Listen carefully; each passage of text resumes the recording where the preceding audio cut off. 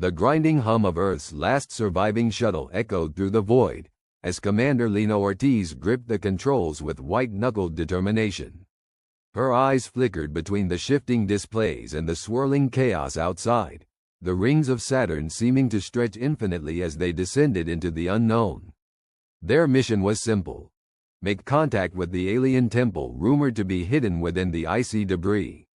What they found was anything but an alien structure. Its architecture, both menacing and mesmerizing, loomed ahead, half buried in a shroud of ice and dust.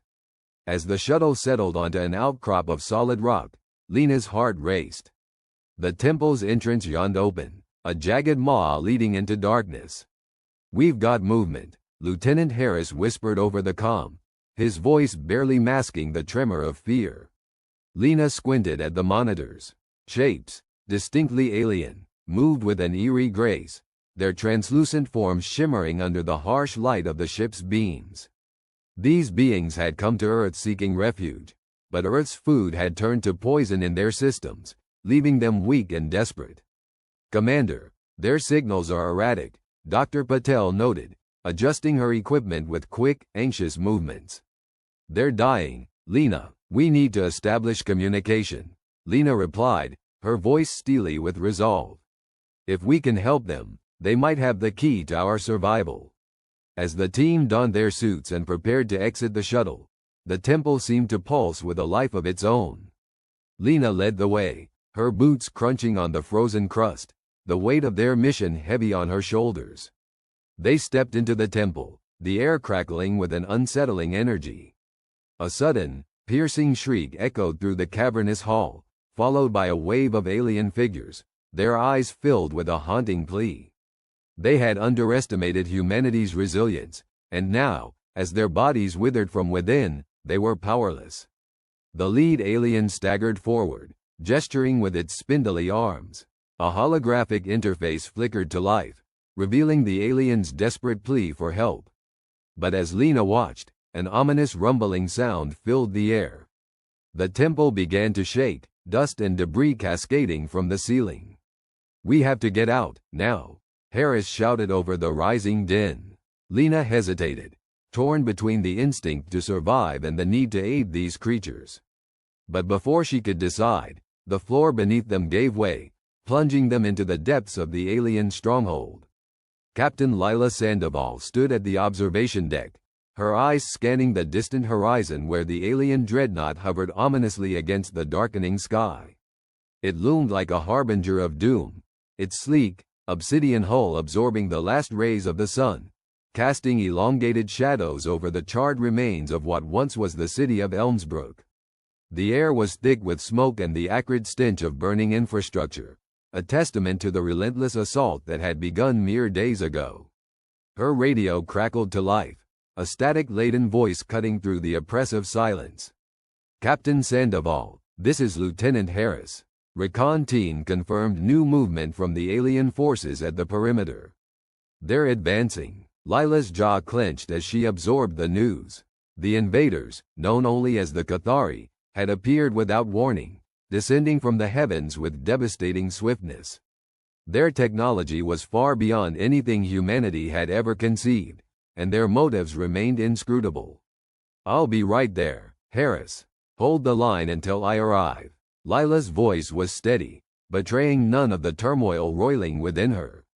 She turned away from the window, her footsteps echoing against the metallic floors as she made her way to the command center. As she navigated the labyrinthine corridors of the underground bunker, her thoughts flickered to her family, her mother and younger brother, lost in the chaos of the initial onslaught. The memory of their faces fueled her resolve. Every step she took was a vow, a promise to fight until her last breath. She entered the command center, a hive of activity as personnel scrambled to analyze data streams and coordinate defensive efforts. The map on the central table displayed the advancing Cathari units, their positions marked in ominous red. Lila's second-in-command, Lieutenant Harris, stood with a tense expression, his eyes glued to the screens. "Report," she demanded, her voice cutting through the cacophony. "The Cathari are deploying more of their drones." It looks like they're testing our defenses along the northwestern quadrant, Harris replied, pointing to the area on the map. We've managed to slow them with the EMP mines, but they're adapting. Lila studied the map, her mind racing through the limited options available. The human resistance was a patchwork of militias and remnants of national armies, ill-equipped and outgunned. Each victory was fleeting, each loss a reminder of their precarious situation. Prepare the artillery. We can't let them gain any more ground, she ordered. And double-check the defenses in Sector 4. The last thing we need is another breach. Harris nodded, relaying her commands with the precision born of desperation. Every decision they made was a gamble, a high-stakes game against an opponent who always seemed one step ahead. As the team scrambled into action, Lila's gaze fell on a young soldier, a new recruit named Jenna, barely out of training. Her hands trembled as she loaded ammunition, her eyes wide with fear. Lila approached her, placing a reassuring hand on her shoulder. "Hey, Jenna, right?" Lila asked gently. "First time in combat?" Jenna nodded, her voice barely a whisper. "I didn't think it would be like this." Lila offered a small, encouraging smile. "None of us did, but you're not alone. We're all in this together, and we're going to give them hell." Jenna's grip on the ammunition crate steadied, her resolve bolstered by Lila's presence. "Yes, ma'am, I won't let you down." The exchange was brief, a moment of humanity amidst the chaos. Lila turned her focus back to the unfolding crisis, her mind a whirlwind of strategies and contingencies. They were fighting not just for survival but for the very essence of what it meant to be human, to resist, to endure, to hope. Hours passed in relentless combat, the sky alight with the glow of explosions and tracer fire. The screams of the wounded and the unyielding roar of gunfire created a symphony of despair. Lila moved from one position to another, directing fire, coordinating retreats, and rallying the wavering spirits of her troops. As dawn broke, the Cathari assault intensified. Their drones swept across the battlefield, precise and merciless, while their infantry, tall, slender figures clad in armor that shimmered like liquid metal, pressed forward with unerring determination. "Captain, we've got a breach in Sector 4. Harris' voice carried over the din, a note of panic edging his usually calm demeanor. "They've overwhelmed our defenses." Lila's heart sank. She grabbed a rifle, barking orders as she sprinted towards the compromised sector. The air was thick with smoke and the metallic tang of blood, the ground littered with the bodies of fallen comrades. She arrived just in time to see the Cathari soldiers advancing through the breach, their movements eerily fluid and coordinated.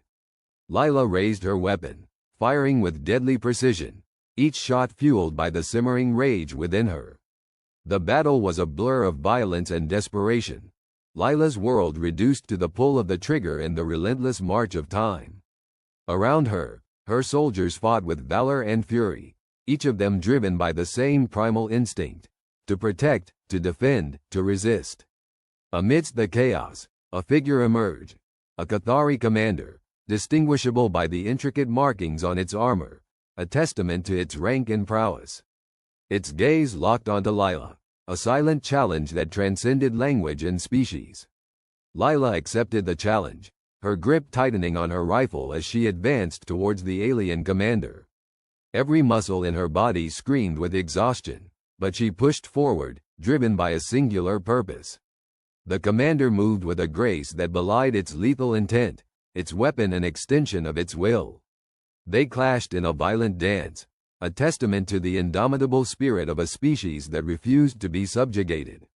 As they fought, Lila caught glimpses of the Cathari's face beneath its helmet, a visage that was both alien and hauntingly familiar. There were eyes filled with an emotion she couldn't comprehend, a depth of intelligence and understanding that defied the narrative of an unfeeling invader. The realization struck her like a blow. These were not mindless conquerors but beings with their own purpose, their own story. The thought was fleeting, swept away by the urgency of survival. In a final, desperate act, Lila lunged forward, her blade finding the chink in the commander's armor. The alien staggered, a strangled cry escaping its lips as it fell, its lifeblood mingling with the earth. Victory was bittersweet. Lila stood amidst the carnage, her body trembling with exhaustion and adrenaline. Around her, the battle raged on, the tide turning ever so slightly in their favor. But as she looked out over the battlefield, Lila knew the truth. This was merely a reprieve, a momentary victory in a war that threatened to consume them all. The Cathari would not relent, and neither would she. The sun hung low in the sky, casting a blood-red glow over the horizon. The air was filled with the cries of the wounded, the mourning of the living. And in her heart, Lila carried the weight of the fallen, the burden of leadership in a world torn asunder. As she returned to the command center, her mind was already racing with plans and contingencies. There was no time to grieve, no time to falter. The stakes had never been higher, and the path ahead more uncertain. In the coming days, the human resistance would face its greatest challenges yet: a relentless enemy, dwindling resources, and the ever-present specter of despair. But as long as they drew breath, as long as they stood together, there was hope. And hope, Lila knew, was humanity's greatest weapon. The Cathari might have brought them to the brink, but they would soon learn that humanity's spirit was unyielding. The battle was far from over, and Lila Sandoval would not rest until the final chapter of their story was written in the stars. Yet even as she steeled herself for the fight ahead, a new threat loomed on the horizon. Reports trickled in of a colossal Cathari vessel descending from orbit, its purpose unknown but its intent clear. The sky darkened as it approached, casting an ominous shadow over the beleaguered planet. Lila's eyes widened as she gazed at the monitors, the enormity of the situation settling over her like a shroud. This was no ordinary ship. It was a Leviathan, a harbinger of annihilation. The command center buzzed with frantic energy, the weight of impending doom palpable in every hurried footstep and whispered conversation. Harris approached, his expression grim. "Captain, we've received intelligence from the remnants of the satellite network. The Leviathan is equipped with a weaponized core, capable of planetary devastation. If it deploys..." He didn't need to finish the sentence. Lila understood the stakes. A single strike could end everything, reducing their world to ash and memory. "We need to find a way to stop it," she said, her voice a steel-edged whisper. "Whatever it takes, we can't let that ship unleash its weapon." The room fell silent, her words a rallying cry that ignited a flicker of hope amidst the encroaching darkness. "We'll need a strike team," Harris suggested, determination etched into every line of his face. "A small unit to infiltrate and disable the core before it can activate." Lila nodded, her mind already forming a plan. "Gather our best. We leave at first light." The task ahead was monumental, the risks insurmountable. But as Lila looked around at the hardened faces of her comrades, she knew they wouldn't back down. They had come too far, sacrificed too much. As the night deepened, Lila found a moment of solitude, her thoughts a tumultuous sea. She gazed at the photograph she carried, a snapshot of her family, their smiles frozen in happier times. It was a reminder of all she fought for, all she had lost. In the quiet of the night, Lila Sandoval made a silent vow, a promise to the fallen, to the living, to the future. They would not go gently into oblivion. They would fight, they would endure. And, against all odds, they would rise. The dawn heralded a new day, the sky a tapestry of fiery hues. The strike team assembled, their resolve unwavering in the face of the Leviathan's looming shadow. Each step they took was a defiance, a declaration that humanity would not be broken. Lila led the way, her heart a tempest of fear and hope. The battle lay ahead, fraught with peril and uncertainty. But in that moment, they were united, a force forged in the crucible of adversity. Together, they would face the Leviathan. Together, they would challenge the darkness. And whatever the outcome, humanity's spirit would shine eternal, a beacon in the night. Dr. Alexandra Holt peered through the heavy glass of the observation deck, her gaze fixed on the landscape below. The alien mothership, a monolithic silhouette against the twilight sky, cast an ominous shadow over the city. Its presence was a constant reminder of humanity's frailty, a pulsing beacon of defeat hovering just beyond reach. The aliens, known as the Scythrok, had descended upon Earth with a precision that was as terrifying as it was awe-inspiring. Their technology was far superior, their ships defying the laws of physics as humans understood them. It was no surprise that their arrival had been met with panic and chaos, humanity's defenses crumbling like sandcastles before the tide. Alexandra's thoughts were interrupted by the shuffle of footsteps behind her. She turned to see Lieutenant Marcus Kane, his uniform still showing the scars of the recent skirmish. He offered a weary smile that didn't reach his eyes. "Dr. Holt," he greeted, his voice hoarse with exhaustion. "Any luck?" Alexandra shook her head, her expression grave. "The Scythrak's dietary needs are incompatible with Earth's resources. Every attempt at synthesizing a substitute has failed. Their physiology is so different from ours. It's like trying to feed a bird to a fish." Kane sighed, rubbing the bridge of his nose. "We need a breakthrough, and fast. They're not here to negotiate. If they can't survive off our food, they'll either find a way to take what they need or wipe us out trying." Their conversation was cut short by an urgent message crackling through the intercom. "All personnel report to the command center immediately. Repeat, all personnel to the command center." The tension in the room was palpable as scientists and soldiers alike gathered around the central table, the holographic display flickering to life.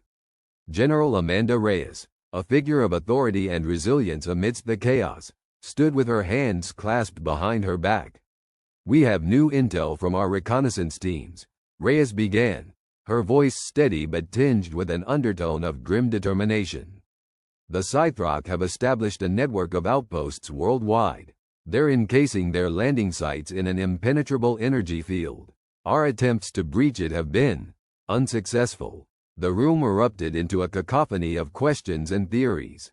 Alexandra exchanged a glance with Kane, their shared concern unspoken but understood. "Quiet," Reyes commanded, restoring order. "Our top priority is to find a way to penetrate these fields.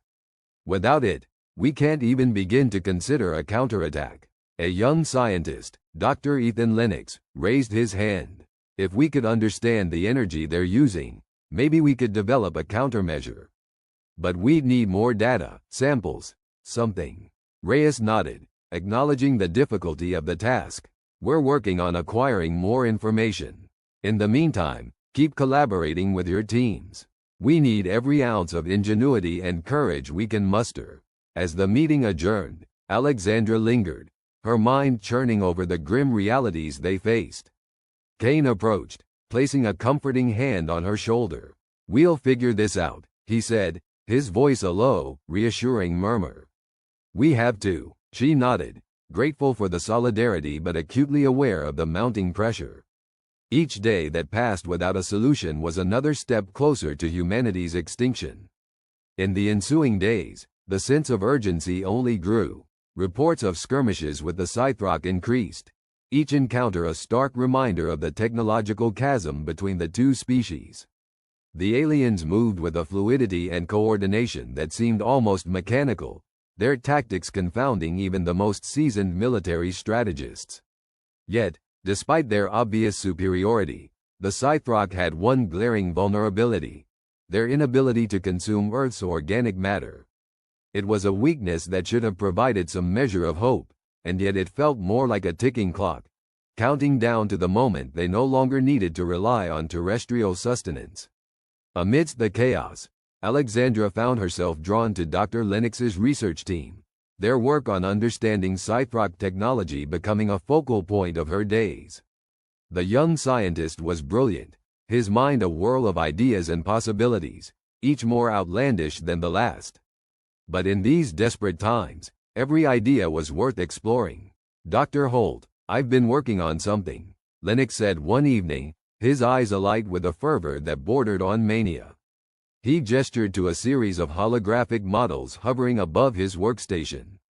"It's a theoretical model of their shielding technology. If we can create a disruptive frequency, we might be able to breach their fields." Alexandra studied the models carefully, a flicker of hope igniting within her. It's a long shot, but it's something. How soon can we test it?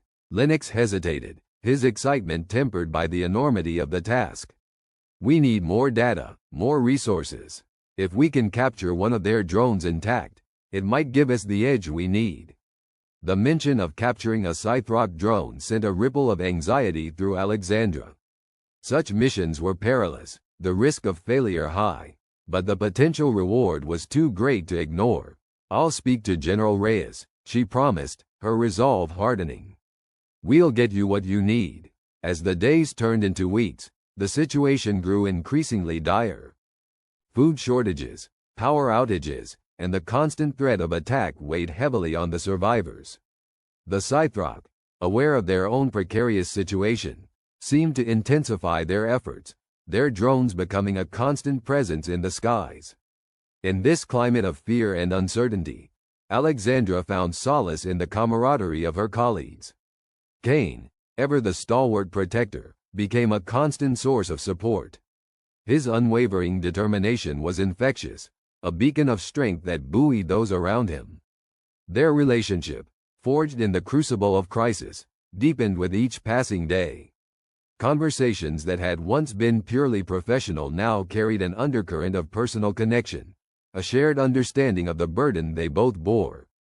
I don't think I could do this without you, Kane admitted one night, his voice barely audible over the hum of the generators outside.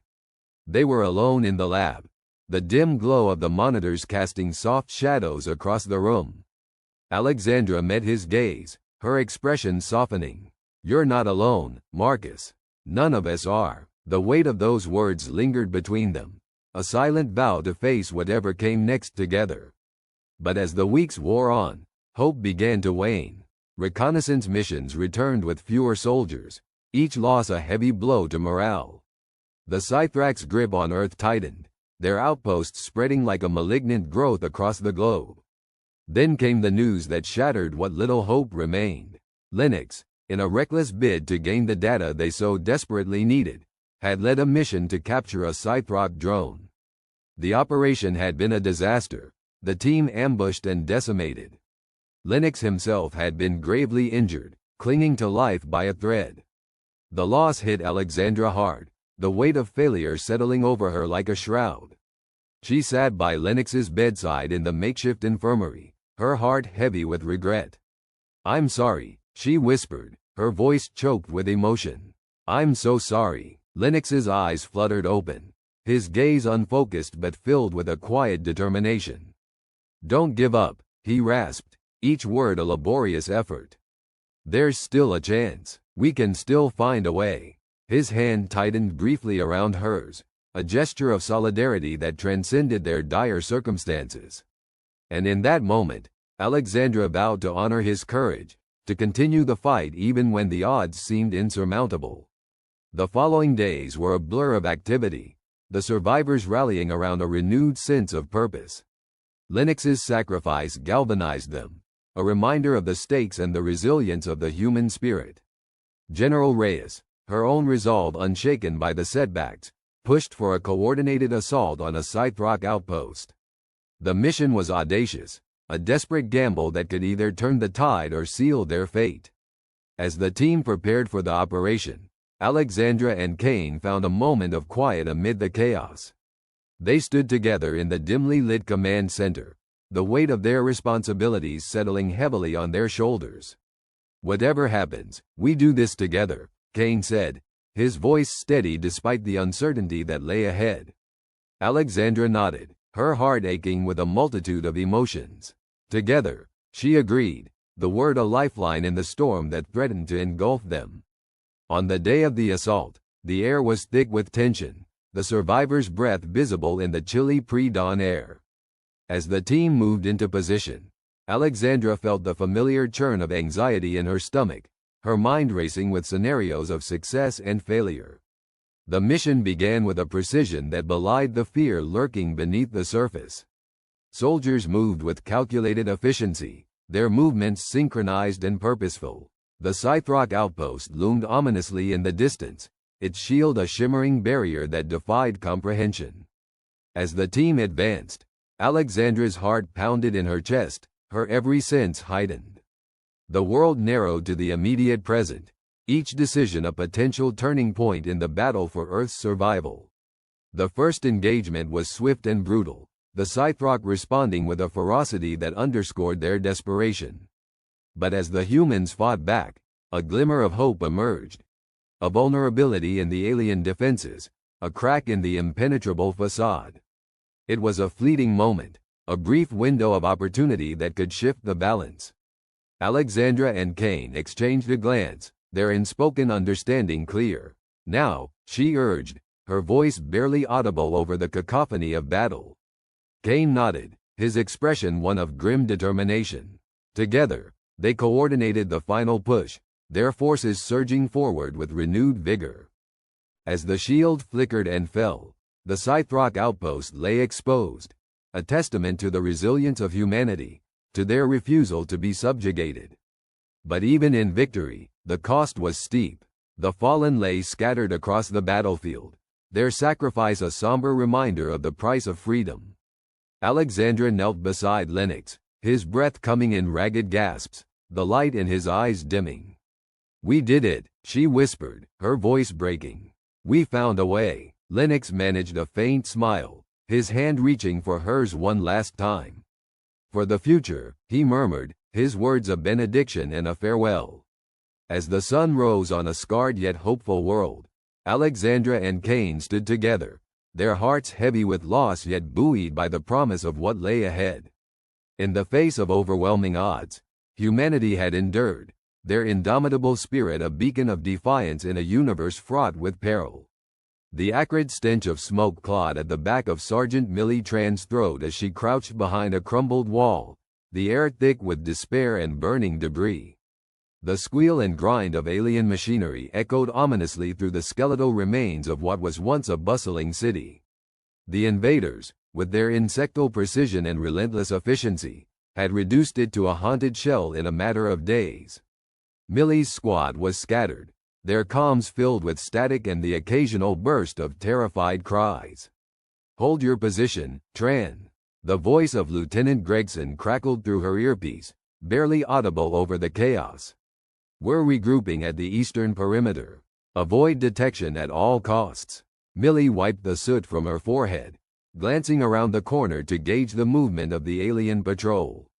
Their exoskeletons shimmered in the dim light, angular and cold, their eyes devoid of empathy. She recalled the first time she'd seen them, descending from their ships like a plague. Now, they were as familiar as shadows, yet infinitely more sinister. She gripped her rifle tighter, the weight of her failure pressing down upon her. The plan had been simple: hold the line until reinforcements arrived. But the reinforcements never came, and now they were scattered, isolated fragments of a shattered defense. Her heart sank as she thought of her family, evacuated to who knew where, their fate as uncertain as her own. A rustle behind her snapped Millie back to the present. She spun, weapon at the ready, only to be met with the wide, terrified eyes of Private Leon. His face was streaked with grime, and his breath came in ragged gasps. "Sergeant," he whispered, barely audible over the distant roar of the alien machinery. "We need to move. They're sweeping the area." Millie nodded, signaling him to follow as she darted towards a shadowed alley. As they moved, she couldn't shake the feeling that they were being watched, hunted like prey. The aliens had a way of making you feel small, insignificant, their very presence a reminder of humanity's fragility. They emerged onto a rooftop overlooking the city's smoldering remains. From this vantage point, the scale of the devastation was clear. Buildings lay toppled like dominoes, roads were scarred with deep trenches carved by alien artillery, and the once bustling heart of the city lay silent, save for the ominous hum of alien drones patrolling the skies. "Where's the rest of the squad?" Leon asked, his voice trembling. "Scattered," Millie replied, scanning the horizon for any sign of movement. "Gregson's trying to regroup. We've got to." A sudden explosion rocked the building, cutting her off. The ground shook violently beneath them, and Millie was thrown to the ground, her rifle skidding out of reach. Dazed, she struggled to regain her footing as debris fell around her like rain. When the dust cleared, she saw the source of the blast. A massive alien walker, its limbs like spindly steel trees, was methodically tearing through the city block by block. Its energy weapons glowed ominously, discharging with terrifying precision. Leon was at her side, pulling her up. "We've got to get out of here, now." As they stumbled through the debris, Millie's mind raced. They were outnumbered, outgunned, and outmaneuvered. Every plan they devised, every strategy they'd employed, had crumbled beneath the aliens' relentless advance. Yet, despite the odds, a small part of her refused to surrender. The pair ducked into a basement, the darkness enveloping them like a shroud. Millie stumbled over something solid and metallic, her flashlight revealing a pile of old machinery, relics of an industrial past. An idea sparked, wild and desperate. "Leon, help me with this," she urged, gesturing to the machinery. "We can rig it to create a distraction, maybe draw them away from the others." Leon hesitated, doubt flickering in his eyes. "Sergeant, we're running out of time. We should be heading towards the perimeter." "And get picked off one by one?" Millie shot back, her voice fierce. "We have a chance to turn the tide, even just a little. We have to try." With a reluctant nod, Leon joined her, their hands working in synchrony as they repurposed the forgotten machines into makeshift bombs. As they worked, Millie thought of her father, an engineer who had taught her to find solutions in unlikely places. His voice echoed in her mind, a reminder of the resilience that had been passed down through generations. The bombs were set, and they retreated to a safe distance. Millie's heart pounded as she triggered the detonator, a prayer on her lips. The explosion was deafening, a cacophony of metal and fire that shook the ground and sent a plume of smoke spiraling into the sky. For a moment, the aliens paused, their rigid formations thrown into disarray. It was a small victory, a fleeting moment of chaos in their otherwise flawless campaign. But it was enough. "Let's move," Millie shouted, pulling Leon with her as they dashed towards the rendezvous point. The delay had bought them precious minutes, a sliver of time in which to regroup and plan their next move. As they ran, Millie felt the weight of her responsibility settling over her shoulders like a mantle. She was a mere cog in a vast, faltering machine, yet she knew that every action, every choice, could mean the difference between survival and extinction. They reached the perimeter just as the last light of day faded into a bruised twilight. Gregson was there, along with a handful of other survivors, their faces weary but determined. "Nice work, Tran," Gregson said, clapping her on the shoulder. "That was a hell of a fireworks show." Millie managed a tight smile, exhaustion pulling at her features. "We need to get organized. Find a way to communicate with command, if there's anything left of it." Gregson nodded, his expression grim. "We've lost a lot of ground, but we're not finished yet. We'll regroup, strike again. They might have the firepower, but we've got something they don't." "What's that?" Leon asked, wiping soot from his brow. Gregson met his gaze, a steely resolve in his eyes. "We've got heart." Millie's chest ached at the words, the truth of them settling deep within her. Despite the devastation, despite the overwhelming odds, there was something indomitable in the human spirit, a tenacity that refused to be extinguished. They spent the night in hushed discussions, patching together a plan from the remnants of their shattered strategies. It was a fragile hope, but it was all they had. As dawn broke, painting the sky with hues of crimson and gold, Millie felt a renewed sense of purpose. The battle was far from over, and the path ahead was fraught with danger and sacrifice. But in the face of annihilation, they would stand united, their resolve as unyielding as the earth beneath their feet. The day wore on, and the sound of distant explosions echoed through the air. The aliens were relentless, their assault unceasing. With every passing hour, their grip tightened, encircling the last pockets of human resistance with mechanical precision. By noon, the situation had grown dire. Reports trickled in from scattered squads, each message more desperate than the last. Millie listened, her jaw clenched, as her comrades detailed the collapse of another stronghold, the loss of another team. "Sergeant, we've got a problem," Leon said, his voice barely concealing his panic. "The aliens are deploying some kind of electromagnetic field. It's disrupting our electronics, radios, weapons, everything." Millie swore under her breath. They were being choked, isolated, cut off from each other and the outside world. Without communication, without coordination, their chances of mounting any meaningful resistance were dwindling rapidly. Gregson approached, his face lined with worry. "We need to find a way to disrupt that field, or we're done for." Ideas churned in Millie's mind, each more improbable than the last. But in the depths of her doubt, a glimmer of inspiration surfaced. "What about the old tech?" she asked. "Stuff that doesn't rely on modern electronics? There's got to be something we can use." Gregson considered her suggestion, a spark of hope in his eyes. "It's a long shot, but it might just work. We'll need to scour the area, see what we can find." Leon and a few others set out, combing the ruins for anything that might prove useful. Hours passed, the tension mounting with each tick of the clock.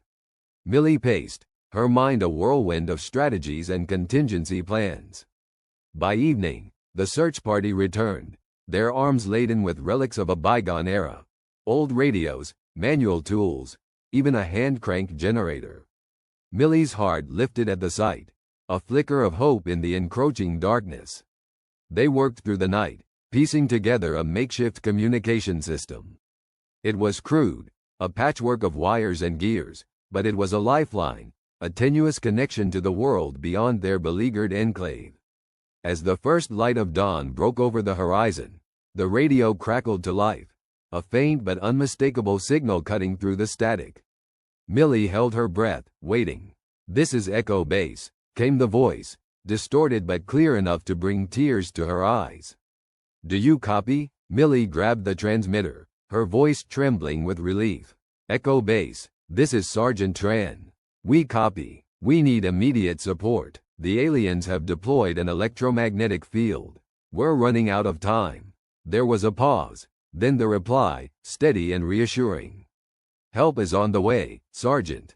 Hold your position. Reinforcements are en route." Millie sank back, the weight of the world lifting, if only for a moment. They had a chance, a slender thread of hope to cling to in the face of overwhelming odds. But as the day wore on, it became clear that the aliens had not been idle. Their forces gathered on the horizon, a dark tide poised to break over the remnants of human resistance. The final confrontation loomed, inevitable and terrifying. As Millie and her squad prepared to face the onslaught, the enormity of their task settled over them. They were humanity's last line of defense, the final bulwark against annihilation. And as the first alien ships descended, blotting out the sun, Millie knew that this was their darkest hour. Yet even in the shadow of despair, she felt a fierce determination burning within her, a resolve forged from the ashes of defeat, a testament to the indomitable spirit that refused to be broken. As the battle commenced, the echoes of 1,000 voices filled the air, a chorus of defiance and courage. And in that moment, Millie understood what truly set them apart: the ability to rise from the ashes, to fight not just for survival, but for the hope of a future reclaimed from the jaws of oblivion. The sky bled in hues of purple and crimson as the alien mothership loomed above the crumbled remnants of what was once Chicago. Its shadow fell like a pall over the city, casting darkness upon the survivors huddled in the underground remnants of the subway systems. Humanity had been brought to its knees, their cities razed, their networks dismantled, and their armies scattered. The initial strikes had been swift and merciless, with alien forces deploying technology far beyond human comprehension to cripple defenses and sow chaos. Yet, nestled in these subterranean bowels, a flicker of resistance remained. The air was thick with the metallic scent of despair, but it was punctuated by the quiet hum of determination. Colonel Sarah Harding, a veteran of too many wars, stood at the center of a dimly lit chamber, her face illuminated by the eerie blue glow of an outdated command console. Her eyes, shadowed by exhaustion, surveyed the makeshift command center. "We have one shot at this," she said, her voice steady despite the tremor of uncertainty that threatened to break through. Her gaze swept over her ragtag team, a mix of exhausted soldiers, scrappy engineers, and civilians who had become fighters out of necessity. Each face bore the marks of loss, but in their eyes burned a fierce resolve. "Colonel," a young engineer named Malik spoke up, his voice tinged with a blend of fear and excitement. "We've managed to tap into the alien comms grid. It's rudimentary, but we can disrupt their signals, at least temporarily." "How long?" Harding asked, leaning over the console to stare at the lines of alien code that danced across the screen, unintelligible yet somehow mocking. 15 minutes, maybe less, Malik replied, running a hand through his unkempt hair. "But it might be enough to sow confusion. Give us a chance to hit their power core." The power core, a massive structure at the heart of the mothership, pulsating with energy that fed the alien war machine. If they could destroy it, they might just cripple the vessel. It was a desperate plan, but desperation was all they had left. Harding nodded, turning to her second in command, Lieutenant Jackson, whose face was a mask of grim determination. "Get the strike team ready. We move as soon as Malik gives us the signal." As Jackson barked orders, Harding allowed herself a moment to process the enormity of what lay before them. The aliens had proven themselves ruthless and efficient, their victory seeming all but assured. They treated humanity's resistance with disdain, a mere inconvenience to be swept aside. Yet it was this very overconfidence that Harding hoped to exploit. The aliens believed they had won, and it was in that arrogance that their vulnerability lay hidden. "Colonel," a voice crackled over the comms, snapping Harding back to the present. It was Dr. Elena Vasquez, a scientist who had been instrumental in deciphering the alien technology. "We've managed to isolate a frequency that might amplify the disruption. But it's risky. The feedback could short out our systems." "Do it," Harding replied without hesitation. "We can't afford to hold back." As Vasquez worked her magic, Harding moved among her people, offering words of encouragement and absorbing their determination.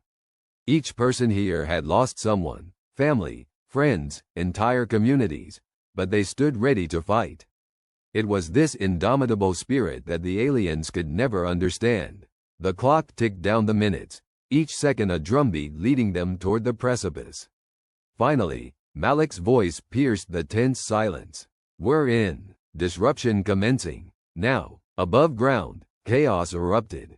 The alien comms network flickered and spluttered, sending confusing signals that caused ships to veer off course and soldiers to hesitate. It was the opening they needed. "Go, go, go!" Harding's voice rang out, spurring the strike team into action. They stormed through the tunnels, emerging into the twilight of the war-torn streets. The alien patrols, disoriented by the sudden comms failure, were caught off guard. The humans moved with the desperation of those who knew they had nothing left to lose. As they fought their way towards the mothership's landing site, the battle intensified. The air was filled with the acrid stench of burning ozone and the screams of the dying. Harding fought alongside her people, her rifle an extension of her will. Beside her, Jackson provided cover, his marksmanship precise and deadly. They reached the base of the mothership, its colossal form towering above them like a malevolent deity. The power core was within reach, a pulsating heart that throbbed with energy. But the aliens had not left it undefended. A final line of extraterrestrial soldiers stood between the humans and their objective.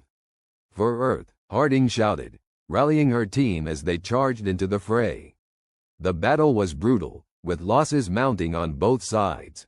Harding's world became a blur of gunfire and screams, but she pressed on, driven by the knowledge that failure was not an option. Amidst the chaos, Malik and Vasquez worked frantically to plant the explosives that would bring down the core.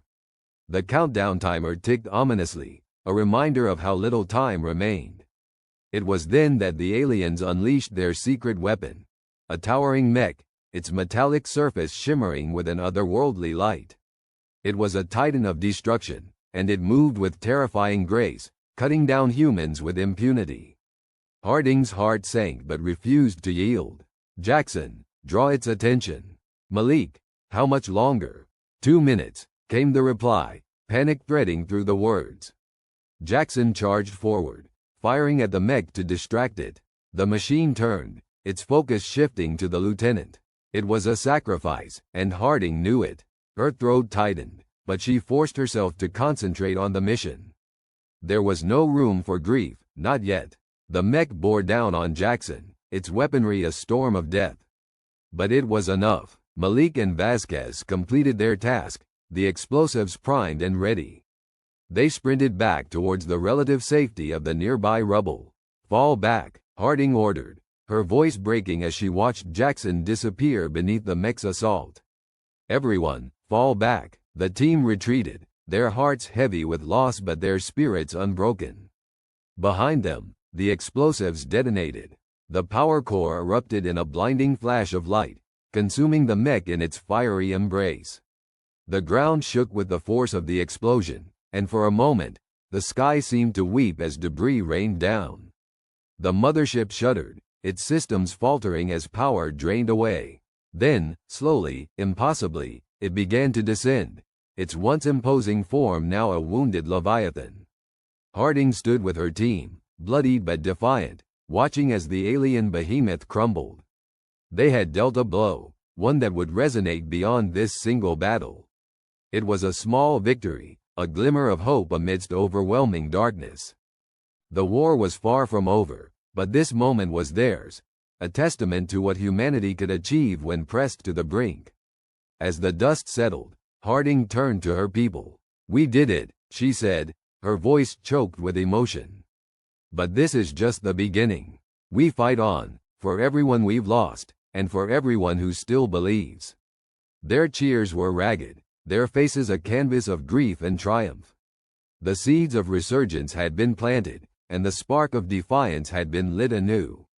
The aliens had underestimated the resilience of the human spirit, and in their overconfidence, they had sown the seeds of their own downfall.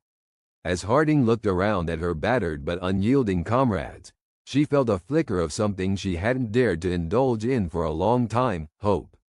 The path ahead would be fraught with peril, but they had taken the first step, and that was enough to ignite the fire of resistance that would burn until victory was theirs. The sky above, though still darkened by the aliens' presence, seemed less oppressive now. The mothership's husk lay smoldering, a testament to human ingenuity and courage. And as Harding and her team prepared to return to their underground sanctuary, she knew that this was the moment everything changed. From the ashes of despair, a new dawn would rise, fueled by the unyielding spirit of humanity. The sky was a bruised purple, streaked with the fiery tendrils of a dying sun. It was an alien landscape that had become all too familiar to the invaders. The Varak had landed with overwhelming force, confident in their superiority, certain that this conquest would be swift and decisive. They had underestimated Earth's defenders, but even more so, they had underestimated the indomitable spirit of humanity. Commander Zalzar stood at the helm of the command ship, his gaze fixed on the sprawling cityscape below, now reduced to twisted metal and smoldering ruins. He felt a momentary pang of regret for the necessity of such destruction, but it was fleeting. Victory was the only goal, and it was within grasp, or so he thought. "Commander," an officer called, breaking his reverie. "Reports of increased resistance in Sector 7. Local militia forces have regrouped and are mounting a counter-offensive." Zalzar turned, his gaze slicing through the dim light of the bridge. "Deploy reinforcements. Crush them swiftly. We cannot allow these small uprisings to distract us." The officer nodded, but there was a hesitation. "Commander, there are irregularities. Their tactics, they speak plainly," Zalzar commanded. "Their tactics are unpredictable. They are using the terrain to their advantage in ways we did not anticipate. It's as if they know the land intimately, where to strike, where to hide." Zalzar frowned. "They are desperate, That is all. Desperate creatures often flail before the end. But as the officer relayed his orders, Zalzar could not shake a growing unease. He had studied humanity before the invasion, had weighed their military capabilities against Varak technology. They were primitive, a fading ember in the vastness of the cosmos. Yet now, as reports from the front lines trickled in, he began to sense that there was something more, something he had not accounted for. In the heart of the resistance, beneath the shell of an old subway station, Lieutenant Sarah Carter surveyed the map sprawled across a makeshift table.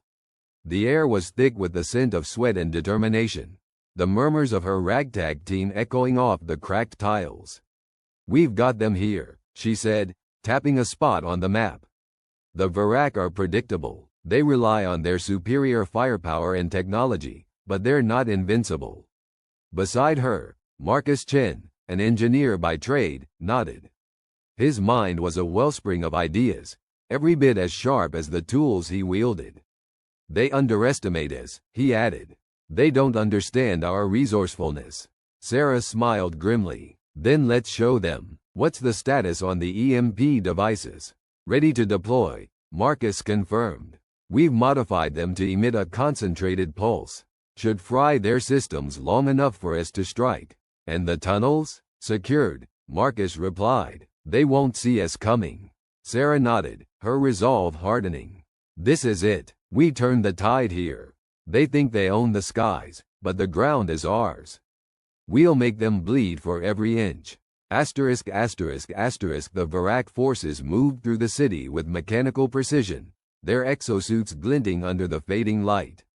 They were an imposing sight, their technology rendering them nearly invincible against conventional human weapons. But as they advanced, they failed to notice the subtle signs of change. A flicker in the shadows, a whisper of movement. The humans had become ghosts, slipping between the cracks, weaving through the ruins with an uncanny familiarity. And then, with the suddenness of a summer storm, chaos erupted. The EMP devices detonated with a silent scream, sending shockwaves rippling through the Varak ranks. Their systems flickered, lights dimming, sensors blurring into static. For the first time, they were blind. In that moment of disarray, the humans struck. Guerrilla fighters emerged from hidden alcoves, their attacks swift and precise. They wielded scavenged weapons, modified and enhanced through sheer ingenuity. The Varak staggered, their orderly ranks collapsing into confusion. Commander Zalzar watched in disbelief as reports flooded in. His forces were faltering, their technological edge nullified by an enemy they had dismissed as backward and primitive. "How is this possible?" he demanded, his voice a low growl of frustration. "They are a fractured species, divided by their own petty conflicts." "Perhaps, Commander," his advisor ventured, "but they are united against us. Their resolve is formidable." Zalzar's mind churned, grappling with a growing realization. The humans, for all their perceived weaknesses, were not a species to be trifled with. They adapted, they endured, and they fought with a ferocity born of desperation and hope. As the battle raged below, the Varak's confidence was shaken, their certainty eroded. The humans pressed their advantage, their attacks relentless, their spirit unyielding. In the depths of the subway station, Sarah stood with Marcus, watching as their plan unfolded. The fight was far from over, but the tide had shifted, and with it, a surge of hope. "We did it," Marcus breathed, his eyes bright with disbelief. Sarah nodded, her gaze fixed on the distant horizon. "This is just the beginning. They thought they could break us, but they don't understand what it means to be human. We fight not just for survival, but for each other, for our future." As the sun dipped below the horizon, the city bathed in the glow of battle. A new resolve took root among the resistance. Their courage was a beacon, drawing others to their cause. Across the world, similar stories unfolded, of defiance, of ingenuity, of an unbreakable will. The Varak had underestimated them, but now they knew the truth. Humanity was not a fading ember. It was a blaze, fierce and unstoppable. Commander Zalzar stood in the shadows of his command center, the weight of his failure settling upon him. But even as he grappled with the enormity of his miscalculation, he could not help but feel a strange, reluctant admiration for the resolute creatures he had sought to conquer. The humans were resourceful, tenacious. They fought not just with weapons, but with heart, with spirit. In the vastness of the cosmos, they were a force to be reckoned with. And as the battle continued to unfold, the Varak were forced to confront the truth. They had underestimated Earth's defenders. They had underestimated humanity itself. As the night deepened, the resistance regrouped, tending to their wounded, sharing stories of bravery and sacrifice. There was a solemnity to their gathering, a recognition of the cost of their struggle. But beneath it all was a simmering resolve, a determination to reclaim their world. Sarah stood at the edge of the encampment, her gaze sweeping over her people. They were tired, their bodies battered, but their eyes burned with an inner fire. "We've shown them what we're capable of," she said, her voice carrying through the still night. "But our fight isn't over. They will come at us with everything they have. We must be ready." Marcus joined her, his expression grave yet hopeful. "We've given them a taste of our strength. Now we must push forward." Sarah nodded, feeling the weight of leadership heavy on her shoulders. But she embraced it, drawing strength from those around her. "We will. For every inch they take, we'll make them pay. For every life lost, we'll strike back harder. They wanted a war, and we'll give them one they'll never forget." As the first light of dawn broke over the horizon, the Varak forces regrouped, their resolve hardened by the realization of their foes' tenacity. Commander Zalzar knew the path ahead was fraught with peril, but retreat was not an option. The conquest of Earth had become more than a mission. It was a test of strength, a battle of wills. But even as the Varak prepared to renew their assault, they could not shake the lingering doubt. Had they truly grasped the magnitude of what they faced? For humanity, the struggle was not just about survival. It was a fight for their very essence, for the right to shape their own destiny. They were wounded, but not defeated. They were outmatched, but not outwitted. In the face of overwhelming odds, they had discovered something profound within themselves. The Varak had landed upon Earth with dreams of conquest, but they had awakened a sleeping giant. Humanity was no longer fighting just for their world. They were fighting for every world, for every species that had ever been subjugated, for every voice that had been silenced. And as the sun rose on a new day, the humans stood ready, their spirit unyielding, their courage unwavering. They were a force of nature, an unbreakable coalition of individuals united by a single, undeniable truth. They would not be conquered. The battle for Earth had only just begun, but the Varak knew now what they faced. Humanity, in all its flawed, chaotic brilliance, was a testament to resilience, to hope, and to the relentless pursuit of freedom. The invaders had thought to extinguish a flame, but they had ignited a wildfire. And as the first volleys of the renewed assault echoed across the land, the humans stood firm, a living testament to the power of belief and the unyielding strength of the human spirit. The Varak may have come to Earth seeking to dominate, but they had found something far more formidable. A world united, a people unbroken, a legacy of defiance that would echo across the stars. In the end, it was not just a battle for territory, but a battle for the soul of what it meant to be alive. And in that battle, humans would not be underestimated again. The skies over New San Francisco were a tumult of iron clouds, bruised and swollen with the promise of rain, the horizon crackling with the electric fury of distant battles. Above, only just visible through the shifting veil of the storm, the alien armada hovered like a malignant constellation, teeming with ships that blotted out the stars. The alien invaders had come with the arrogance of conquerors, confident in their technological superiority and dismissive of the human spirit. Yet, in the shadow of their overwhelming presence, the final act of defiance was unfolding. On the ground, the once vibrant city lay in ruins, its towers shattered, and its streets choked with debris. But amidst the devastation, a pulse of life persisted, flickering defiantly against the tide of despair. It was here, in the heart of destruction, that humanity's last, desperate stand was taking shape. From the smoldering remains of a skyscraper, a ragtag group of survivors emerged, their faces streaked with soot and resolve. Among them stood Commander Sarah Hayden, a leader forged in the crucible of war, her eyes bright with an unwavering determination. She scanned the horizon, taking in the looming threat of the alien ships, her mind racing with the plan that had taken shape in the darkest hours of the night. "Are you sure this will work?" asked Dr. Marcus Levin, the lead scientist who had pieced together the last fragments of Earth's defense. His voice trembled with the weight of their endeavor. "It has to," Sarah replied, her voice steady and clear. "We may not have their technology, but we have something they can never understand." Around them, the team buzzed with activity, preparing for the operation that would either save their world or consign it to oblivion. Engineers and technicians worked in frantic unison, their hands moving with a precision that belied their fatigue. They were orchestrating a symphony of human ingenuity, a masterstroke of collaboration and sacrifice. The plan hinged on the EMP arrays, a network of makeshift electromagnetic pulse generators cobbled together from the ruins of Earth's cities. They were humanity's last hope, a desperate gambit to level the playing field by disabling the invaders' advanced machinery. The arrays were hidden in plain sight, disguised within the remains of the urban landscape, their power drawn from the very fabric of the city itself. "They think this is over," Sarah continued, her voice carrying over the din of preparation.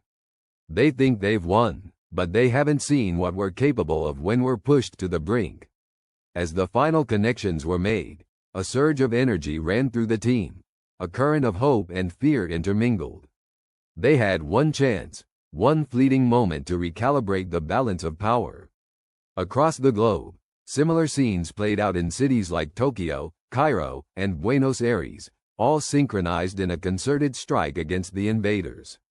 Above them, the alien ships continued their ominous vigil, their surfaces shimmering with a technological majesty that seemed untouchable, invincible. But within their ranks, a seed of doubt was beginning to take root. The invaders had underestimated the resilience of the human spirit, the depth of their resolve. In the command ship, deep within the alien fleet, Commander Zorek watched the Earth below with growing unease.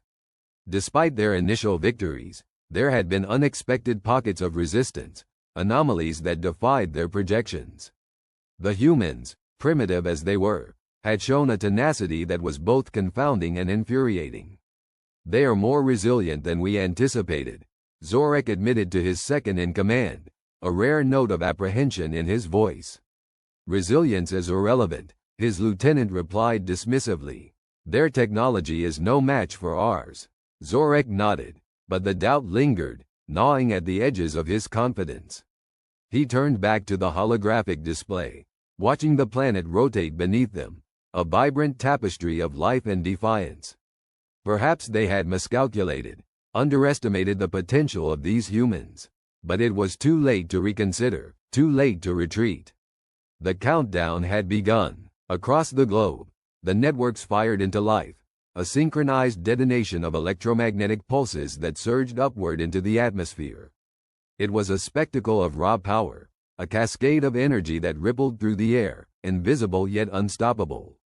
The skies crackled with its passage, a thunderous roar that echoed across continents. In an instant, the alien ships faltered, their systems overwhelmed by the sheer force of the EMP waves. Lights flickered and died, engines stuttered and failed, the once impervious armada brought to a shuddering halt.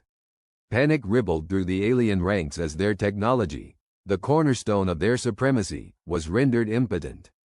On the ground, the effect was immediate and electrifying. The alien drones that had swarmed the cities fell silent, their limbs frozen mid-motion, their menace extinguished. Across the world, people emerged from hiding, their faces alight with disbelief and joy. The tide had turned, the impossible achieved. "Now," Sarah shouted, her voice cutting through the jubilant chaos. "This is our moment." With renewed vigor, the human forces surged forward, a tide of flesh and fire that swept through the ruins. They fought with a ferocity born of desperation and hope, each step a testament to their indomitable spirit. The aliens, disoriented and vulnerable, were driven back, their once formidable ranks crumbling under the human onslaught. In the skies, the alien ships struggled to regain control, their crews scrambling to reboot their systems. But the damage was done. The EMP had left them crippled, their technological superiority shattered. Zorak watched in horror as his fleet was decimated, the realization of their catastrophic misjudgment sinking in with devastating clarity. "They fight like demons," his lieutenant whispered, awe mingling with fear. "They fight like humans," Zorak corrected, his voice hollow with the weight of their defeat.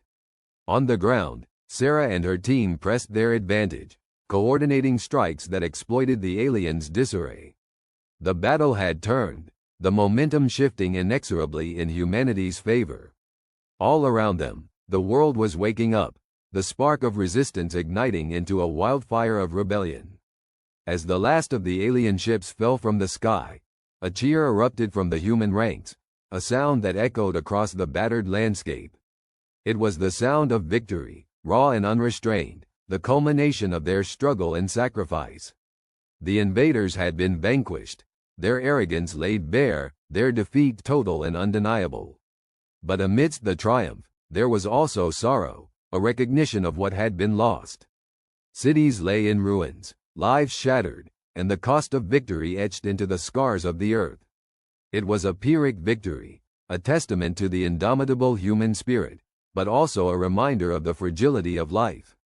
As the dust settled and the smoke cleared, Sarah stood amidst the ruins of New San Francisco, her heart heavy with the weight of their triumph.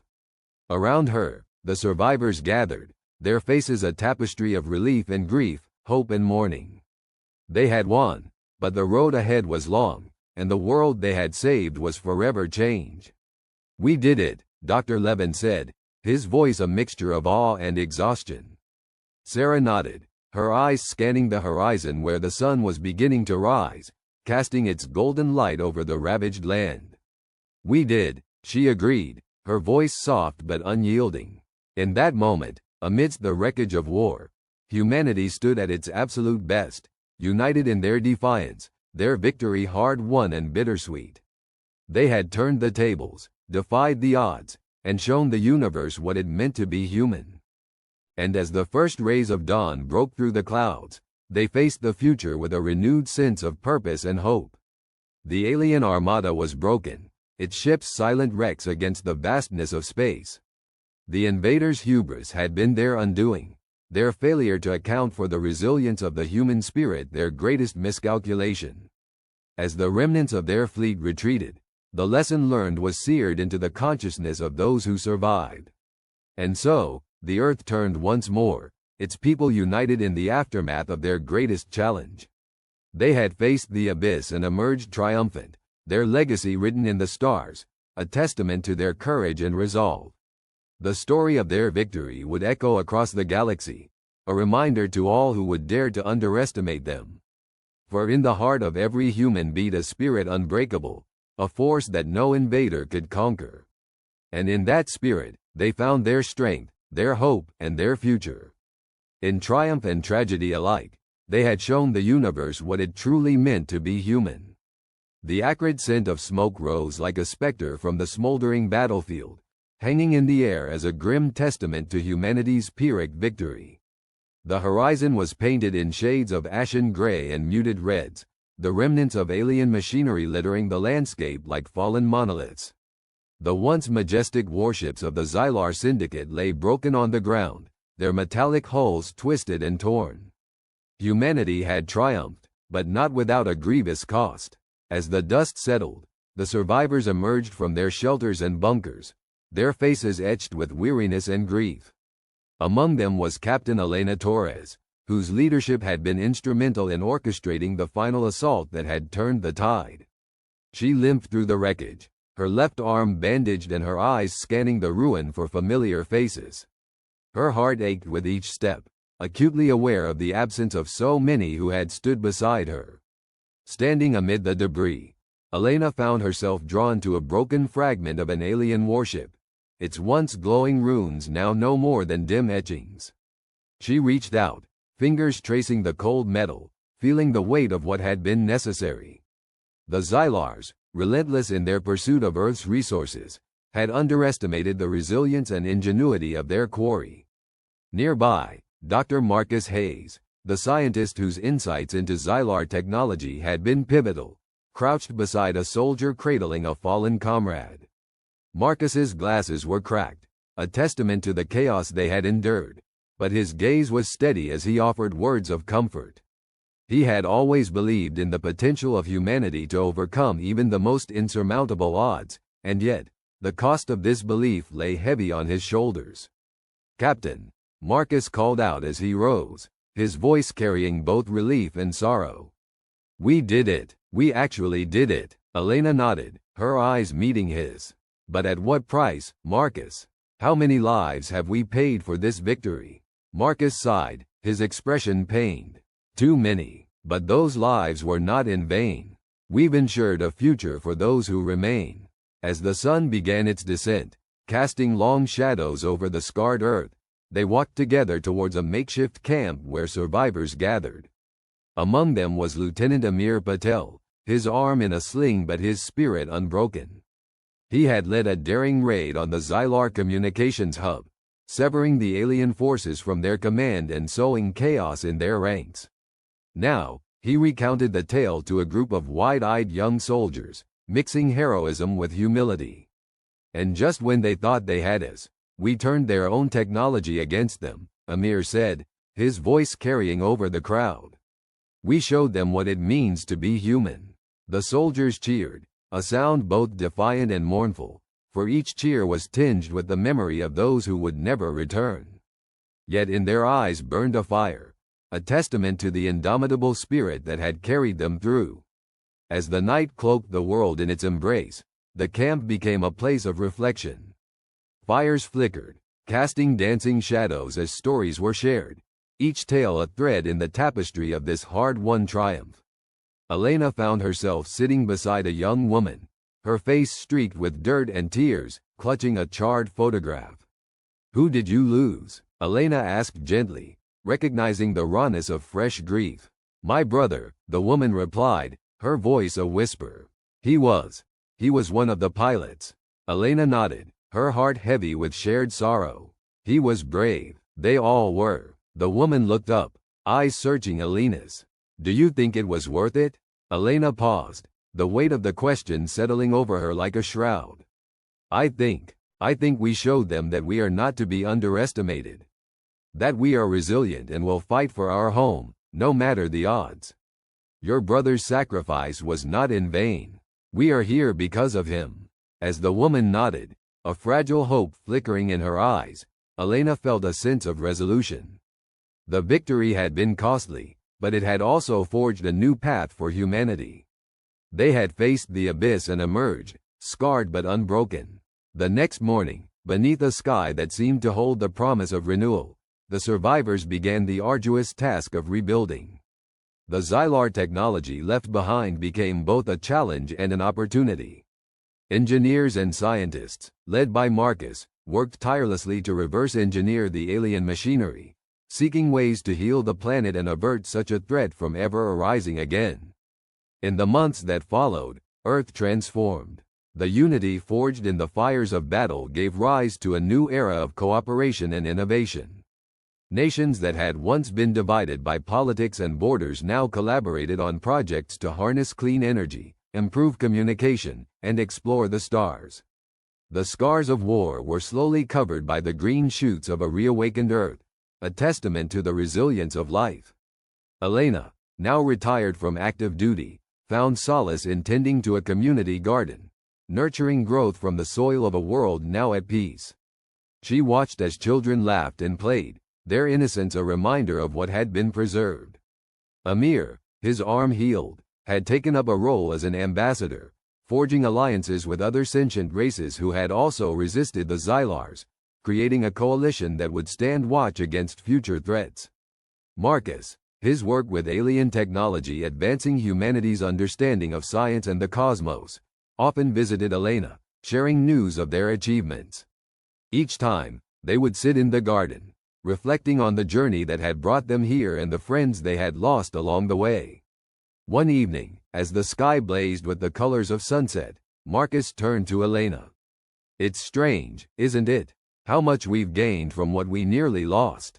Elena nodded, her gaze fixed on the horizon where the first stars began to twinkle. "We turned tragedy into hope. That's what makes us human."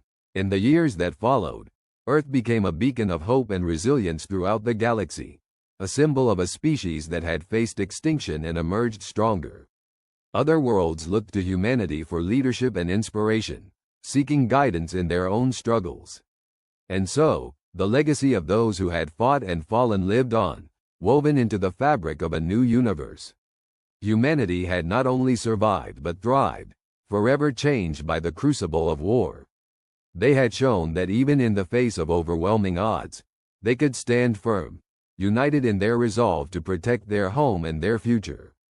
In the end, it was not just a victory over the Xylars but a victory for the spirit of humanity itself, a testament to the strength found in unity, the courage born of desperation, and the hope that flickers even in the darkest times.